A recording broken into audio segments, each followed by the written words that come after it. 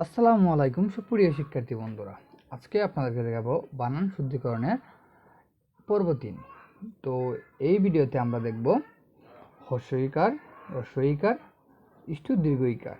মানে রস্বইকারকে ধরি তো আমরা 1 আর দীর্ঘইকার থাকলে আমরা ধরি 2। তো 1 2 মানে যে বানানে থাকবে প্রথমে রস্বইকার তারপর দীর্ঘইকার থাকবে ওইটাকে আমরা সঠিক বলে গণ্য করব। তো এখানে দেখি আমরা যেমন বলবে যে নিজের কোনটি সঠিক। এখানে আছে জিজিসা, দীর্ঘিকার মূর্ধন্য স আকার। তারপর এখানে আছিল বর্গীয় জ রস্বইকার, বর্গীয় জ দীর্ঘিকার, যেহেতু এটা অবাধ। এখানে আছে বর্গীয় জ দীর্ঘিকার, বর্গীয় জ রস্বইকার। আমাদের সূত্রটা কি ছিল? এখানে প্রথম হবে রস্বইকার, বাট এটা কি রস্বইকার না, এটা অবাধ। এই যে এখানে বর্গীয় জ দীর্ঘিকার, বর্গীয় জ রস্বইকার, বর্গীয় জ দীর্ঘিকার। এটা যেহেতু প্রথমে যে 1 1 এটা হচ্ছে 2, তো এটা আমাদের সঠিক।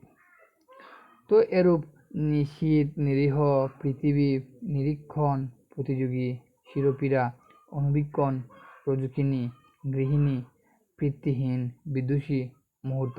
এই যে এখানে একটা ব্যতিক্রম আছে, এটা কিন্তু 1 2 এর মধ্যে পড়ছে। এই যে প্রথম রস্বইকার, হ্যাঁ, আর তারপর হচ্ছে দীর্ঘকার। তো এটা হচ্ছে 1:2 এর মধ্যে কিন্তু এটা পড়ছে। আবার এই যে এটাও এখানে দুটা ব্যতিক্রম পড়ছে, একটা দুইটা। তো এই যে প্রথম রস্বইকার তারপর দীর্ঘকার, ঠিক আছে। তো আমাদের কি হ্রস্ব ইস্টু দীর্ঘ, ওকে। তো আবার এখানে কিছু প্রত্যয়যুক্ত কিছু শব্দ আছে 1:2 এর, যেমন মানে শব্দ শেষে তয়, বয়, তা, নি, নি, তত্ত্ব, বিদ্যা, জগৎ, আচ্ছা এগুলো কিন্তু প্রত্যয় না, ওকে।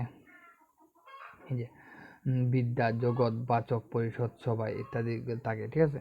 তো এখানে কি আছে? এই যে প্রত্যয়যুক্ত অগ্নিবীণা, এই যে লাস্টের না প্রত্যয়যুক্ত, প্রতিদ্বন্দ্বী, তারপর হচ্ছে পুনর্মিলনী, পাপিনী। তো এখানে এই যে অগ্নিবীণা, এটা কিন্তু লাস্টে মূর্ধন্য আকার আছে, এটা একটু খেয়াল রাখা লাগবে আমাদের।